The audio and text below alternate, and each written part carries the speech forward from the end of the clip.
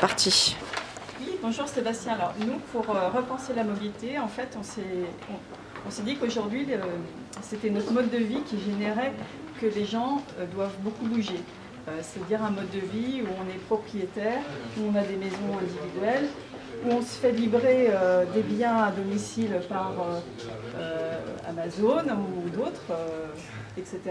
Et c'est ça qui génère beaucoup de transport, de flux, et qui fait, et puis aussi les déplacements pour le travail, et qui fait qu'on pollue parce qu'on doit se déplacer. Donc à partir de là, on s'est dit qu'on allait supprimer les déplacements inutiles et que par conséquent, ce qu'il fallait, c'était carrément repenser notre mode de vie et repenser la ville.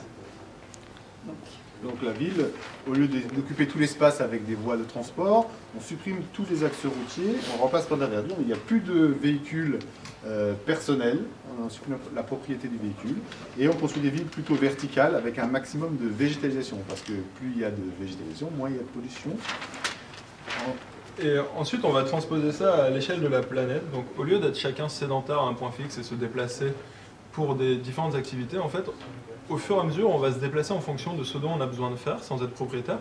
Et in fine, en fait, ça va réduire le nombre de déplacements. On se déplace plus ponctuellement que quand on a un besoin vraiment précis, dans un endroit où on aura tout, pour une période. Et finalement, la notion de la société va totalement changer. On va devenir sans domicile fixe, sans bureau fixe, et la notion de famille va s'élargir à une notion de tribu telle que ça existe en Amazonie et en Océanie, où finalement on n'est plus accroché. La notion devient plus large. Et donc c'est les chaises musicales du transport. Ouais.